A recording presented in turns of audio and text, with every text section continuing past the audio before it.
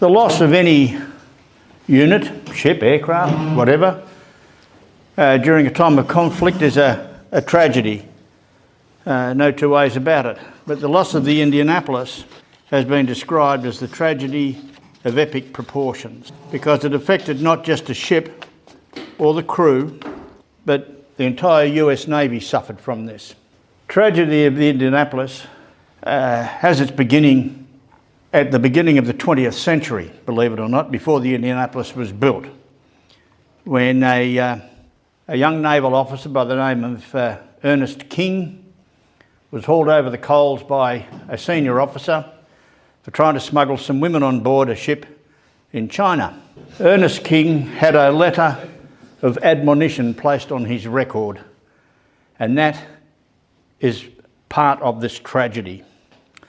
But the story here begins on the 6th of November 1968 in Litchfield, Connecticut, when the police were called to a house to respond in response to a report of the body of a man lying on the steps on the front porch.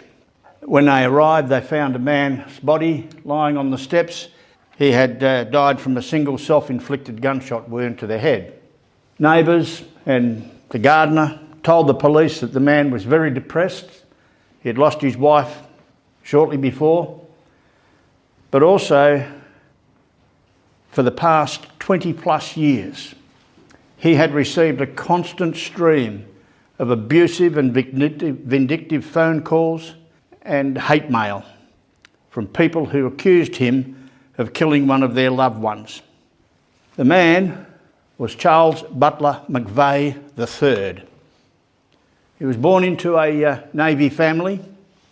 His father had been the commander of the US Asiatic Fleet in the 1930s. McVay was born in 1898. He graduated from the US Naval Academy, third in his class of 320 in 1920.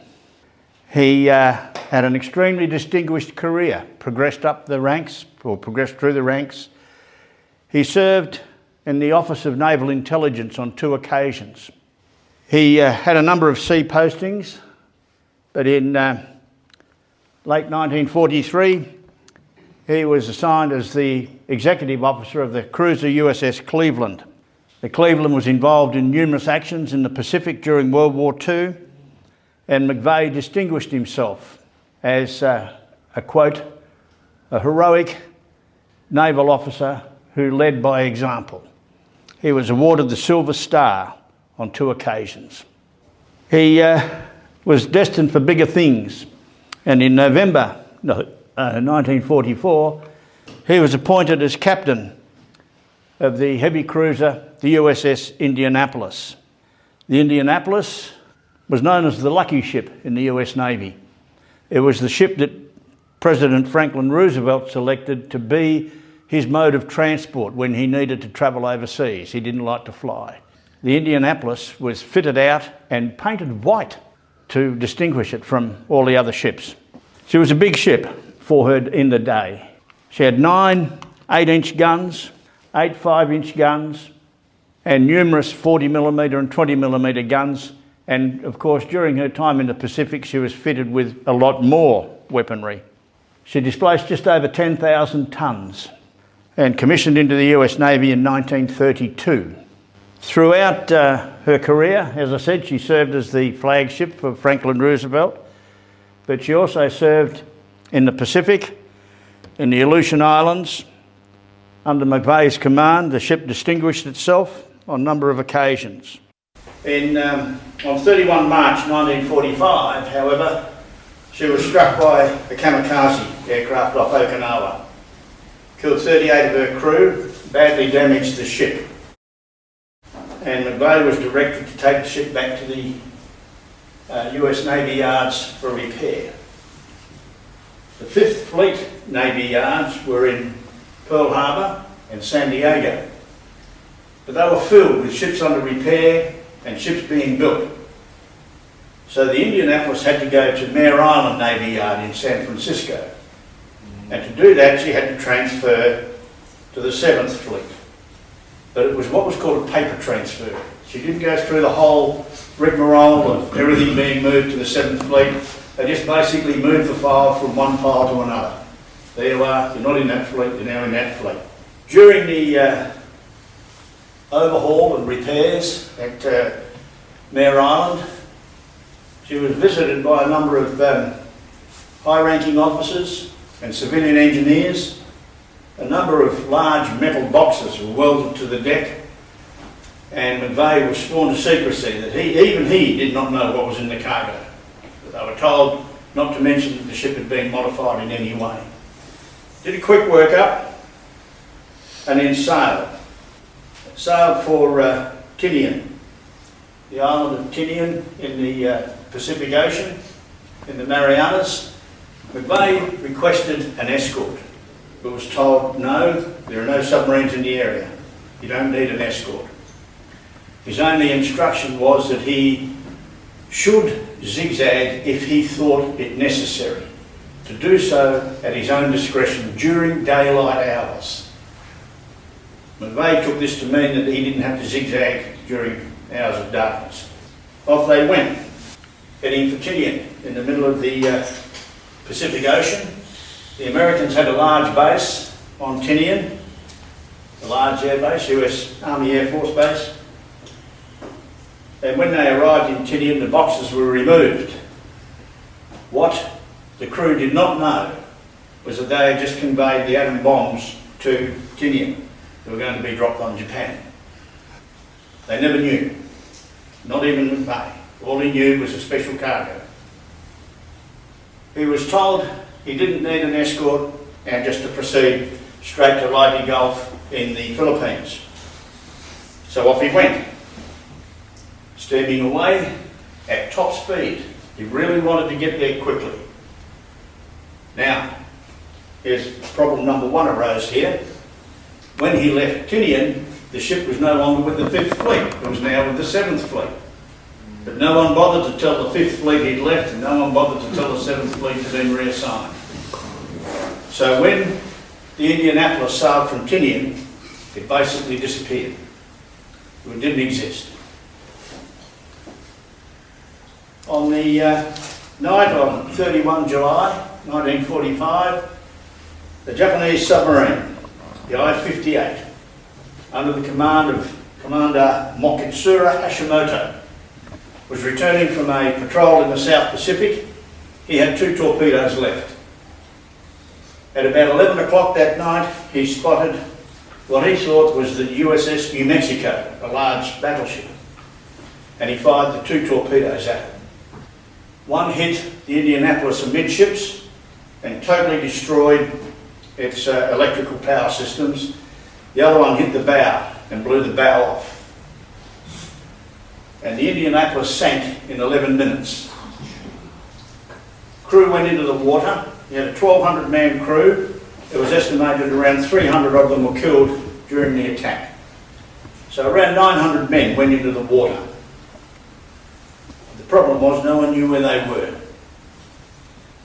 And it was 3 days later that a Ventura patrol aircraft was having trouble with his radio. So he started flying in circles to try and tune the radio. And one of the crew happened to look out of the waist porthole and spotted an oil slick in the water. So they went down to have a look. And according to the pilot, what they saw were hundreds of black cabbages bobbing around in the water. And it was the crew of the Indianapolis. He was pretty horrified that he just come across this ship. He didn't know what the ship was. He didn't know who they were. He didn't even know if they were Americans. But he did radio back to his base and said, we need help here.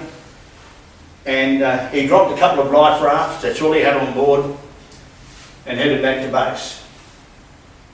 Not long after, the Catalina arrived on scene and dropped a number of life rafts, provisions and so on. But the Catalina was circling around over the men, and the crew of that aircraft were horrified to see the men in the water being attacked by sharks. It's commonly believed they were what we call white tip or bull sharks that attacked the crew. Men were being dragged off rafts, and the Catalina pilot decided to do something he'd been told not to do, and that was to land. He knew that he'd never take the plane off again. So he landed. He put the Catalina down into the ocean and started to haul survivors on board. There was a young ensign in the water. He's a junior naval officer. He was excited to see the plane land and started to swim towards it, but his heavy life jacket with 3 days of water in it was very heavy, so he took it off to swim to the Catalina, but he was exhausted and he drowned. He had a significant part to play, this guy. The Catalina managed to get 56 men up onto the wing of the aircraft, all the time radioing for assistance. The 3rd of August, on the scene arrived a small escort ship called the Cecil J. Doyle, or as the Americans would call it, Cecil J. Doyle. 6 other ships arrived shortly thereafter and started hauling the men out of the water. The commanding officer of the Doyle was a fellow called Graham Claytor. Graham Claytor was an attorney by profession who had been in the US Navy Reserve, and he'd been called up during the war and given command of the Doyle. After the war, Claytor returned to being an attorney and a successful businessman, and actually served as the Secretary of the Navy under Jimmy Carter from 1976 to 1980. Survivors were dragged on board the ships, utterly and totally exhausted. 3.5 days in the water. A lot of the men died from drinking the salt water. They believed that at 20 feet below the surface there were freshwater springs, so they dived down and gulped the water. And of course, salt water sends you crackers. I got a dog that tried to drink our swimming pool and he went nuts. But the survivors were then taken to Guam, where they were hospitalised. Of the 900 men that went into the water, 316 were rescued. Almost 600 men died. They died from drowning, from going mad, from wounds, but a large number of them were taken by sharks, and is generally considered to be one of the greatest, or the largest number of people taken by sharks at any one time. But they could never prove that they were all taken by sharks. The head of the 7th Fleet, Commander Pacific, was Admiral Chester Nimitz, and as is required when a commanding officer loses his ship, he's issued a letter of reprimand. Say, naughty boy, don't do it again. It goes on the record, but it doesn't affect their promotion or their career in any way, other than to say this man lost a ship under his command. Now, the Fleet Admiral, by now, was Ernest J. King, this young officer who'd been reprimanded for smuggling women on board. He overturned Nimitz's decision and ordered a court-martial. And he wanted McVay charged with failing to order abandoned ship and failing to zigzag.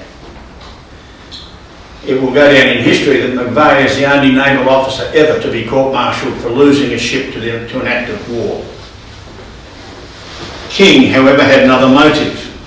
The officer who had caught him smuggling women on board and had given him a bit of a scolding was McVay's father. So King did this out of vindictiveness, not out of anything to do with the law. Failure to zigzag, well, as McVay pointed out, he was told he only had to zigzag at his own discretion during daylight hours. He was torpedoed at 11:45 at night. He saw no need to zigzag. As was mentioned, zigzagging is it's a tactic of extremely limited value. It does nothing, really. I don't know why ships do it. He was charged with failing to order an abandoned ship, but he had some witnesses to say that he couldn't order the abandoned ship because the ship had lost all its power. However, he did direct several sailors to run the length of the ship, ordering an abandoned ship. So they dropped that charge, but he was still charged with failing to zigzag and taken to court-martial. And the primary witness, believe it or not, was Mokichiro Hashimoto, the Japanese submarine captain. The Americans actually flew him to America to be at the court-martial of this guy. He couldn't have done anything. McVay could not have done anything. Zigzagging, as I said, is of extremely limited value. It just gives the surface sailors peace of mind. It doesn't do anything for them. Hashimoto stayed in America for some time. He was feted as a bit of a celebrity, which I found to be quite odd. McVay was found guilty of failing to zigzag, and his punishment was that he would lose a number of points on his promotion roster. It may not mean too much to anybody, but to lose those points meant he could not be promoted. And by the time he got those points back, he'd be too old to be promoted. So this effectively ended his naval career. And McVay left the Navy in 1946. However, he did accept one thing, and that is the responsibility of command. In any military unit, this applies. But in the Navy, in each ship, there is only one man who, in an hour of emergency or peril at sea, can turn to no other man. There is no one who alone is ultimately responsible for the safe navigation, engineering performance, accurate gunfire and morale of the ship. He is the commanding officer. He is the ship. In the US Navy, whenever the commanding officer of the ship arrives or departs, they will announce the name of the ship and announce that he's either arriving or departing. He's no longer known as Captain Smith or whatever. He is now known by the name of the ship because he is the ship. That is the way they work. Why did King go ahead with this? Not only did he want to get back at McVay's father, but that young ensign who drowned was the son of a prominent New York businessman who was a personal friend of King, and he pressured King to do something about it.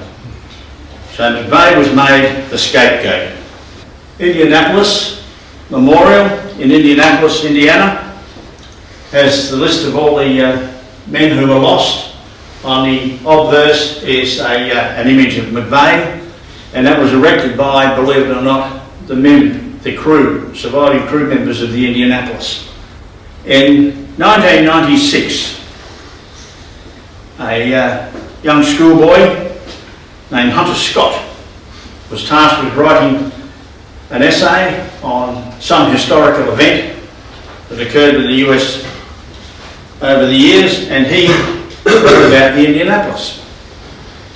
And he mentioned that McVay was treated pretty poorly, to say the least.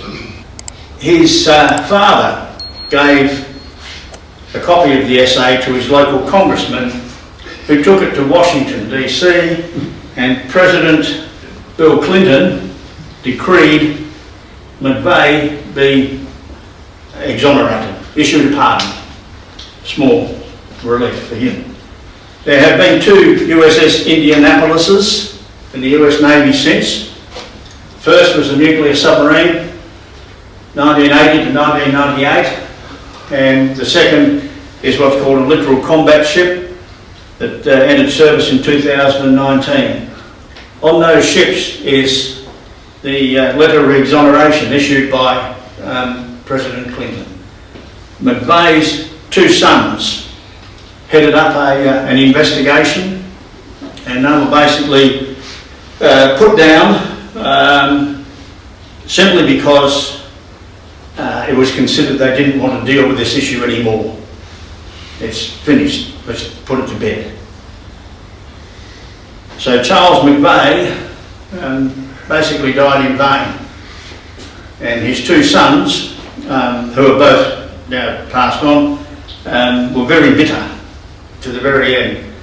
One in particular, his nickname was Chemo, and he used to write some very nasty letters, well not nasty letters, but he used to write some letters to newspapers and news outlets and that, demanding that his father be recognised for his actions rather than remembered for the loss of the Indianapolis. Any questions, gentlemen? Yes, Brenda. Was McVay still alive when he was exonerated? Or? No, he shot himself in 1968. Oh, that's right, sorry. He was exonerated in 96. Yes? Did they make an effort to find the wreck?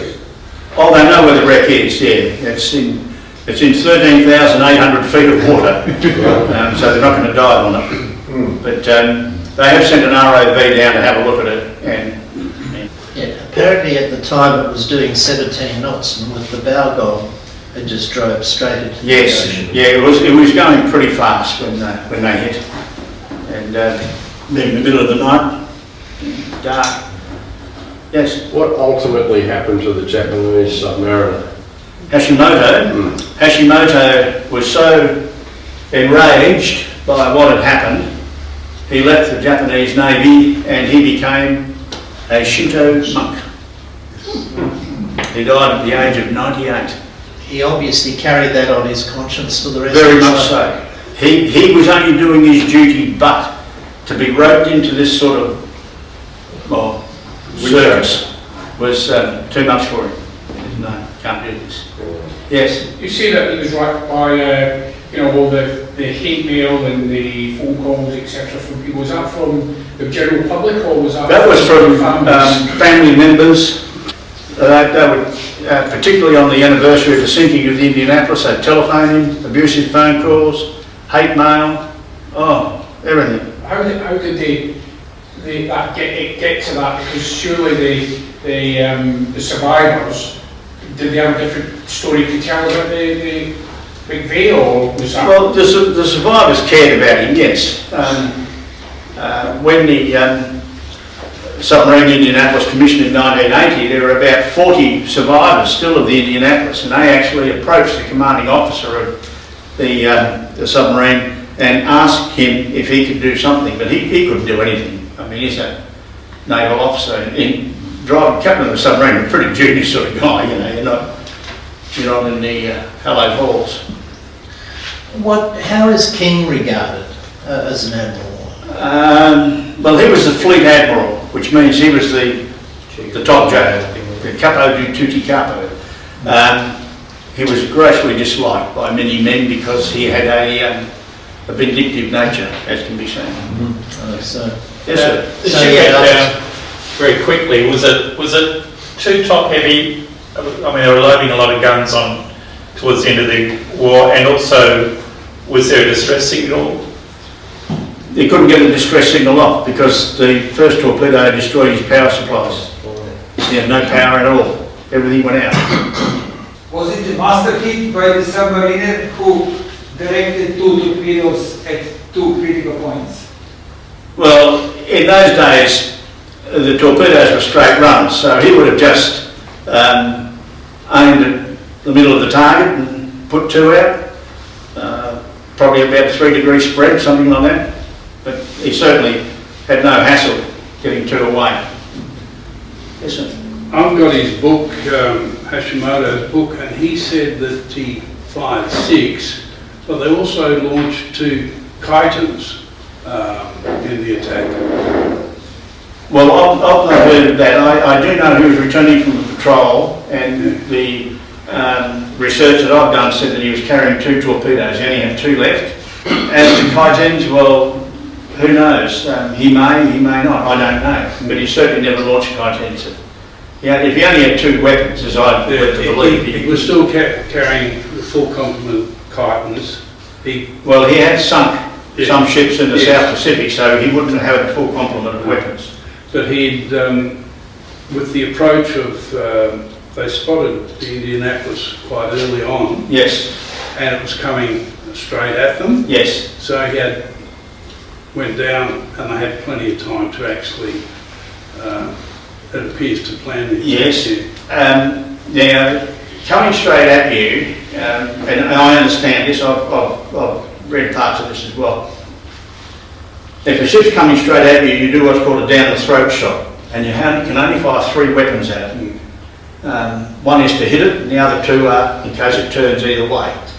If you only had 2 weapons left, as I am led to believe, he wouldn't have done that. He would have had to get into around about a 30 angle shot. He positioned off. Yeah. And as I say, he was, according to his book, he was pressured to launch the Kitons. They went off, but obviously weren't part of the whole thing. Throughout the war, the Kitons were not really a great success. Yeah. But the Japanese torpedoes were, particularly their long lances, they were phenomenally successful. Yeah. Yes. Did the US Navy at the time and thereafter have a protocol? You must report every 24 hours for a ship. I mean, I would have thought there would have been a protocol. We are here, we're going there. No? Because of the nature of its mission, it was not to report anything. Right. It observed radio silence all the way. But these days, vessels do what are called check reports, and you'll have a check, say, every 36 hours or something. And it's just, yep, we're still ticking. Yes, sir. The Catalina with 50 plus people on board in those conditions, how did the fair get taking off? He didn't take off. He couldn't. Just left They left it there, yeah. Well, sank it. It was far too badly damaged after a while to go anywhere. Well, the sea was really choppy, and the pilot did know that if he landed, he'd never be able to take off again. It was sunk by one of the ships that was there that came on. Yes, sir. Where's Captain McVay buried? Captain McVay is buried in Hartford in Connecticut. And I actually went to his grave a few years ago. It's a family plot, if you like. Yes. Pardon me, which ever been a Kiton, was it? The Kiton's a manned torpedo. It's a torpedo with a guy driving it. Oh, right.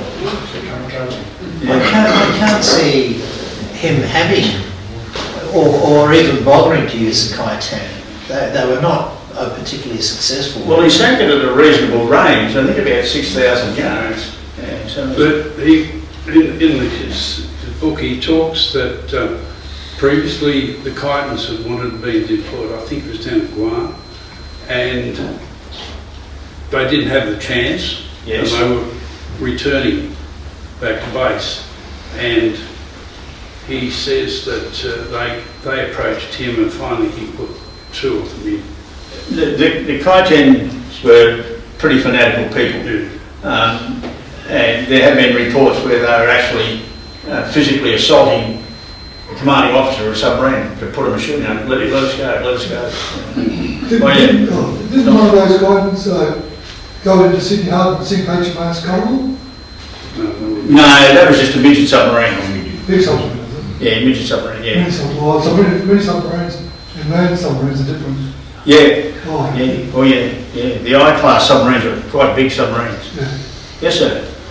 Wouldn't they have been able to pick up that the submarine was there? Not necessarily. Sonar in those days, or Aztec as it was called then, was very limited in what it could. People have the wrong concept of sonars, what they do. Surface ship sonars are totally different to submarine sonars. I'll dispel a couple of myths here for you. Submarines do not ping on their sonar. They don't transmit. They listen. Yeah. They don't transmit. Surface ships do transmit, and that's what you pick up. You pick up the ping of their sonar. And from the frequency of that ping, you can determine what sonar it is, what range it is, and just stay out of its range. Again, with the zigzagging, because the submarine is doing passive ranging, listening to the target, it needs to alter its own course to present a different aspect of the target so it can calculate a range. It doesn't know the range. All it knows is it's out there somewhere along that line. But how far out is it? So the submarine will alter its course to get a variation of bearing, so it can do literally a triangulation. But if a surface ship zigzags, the submarine doesn't have to alter it. The surface ship's done it for you. Makes it easy to work out the range. And sorry, the ship had dropped off the bomb, but the bomb had not been dropped at this stage when it was sunk. No, no. So it's still secret. Yeah, yeah. Yeah, that's why no one knew where the ship was, what it had done. Very tragic affair. Was that ever looked into at the court-martial as to why safety protocols weren't followed? There were a lot of aspects of naval operation that were looked at, but King railroaded it through. He didn't want the Navy to be questioned. He wanted McVay. He had a singular target. How dreadful. As I say, it's a tragedy of epic proportions. It's not just the loss of the ship and the crew, but the long-lasting effect. How must that poor man have felt over the 20 years since the ship was lost? You know, he couldn't live his life.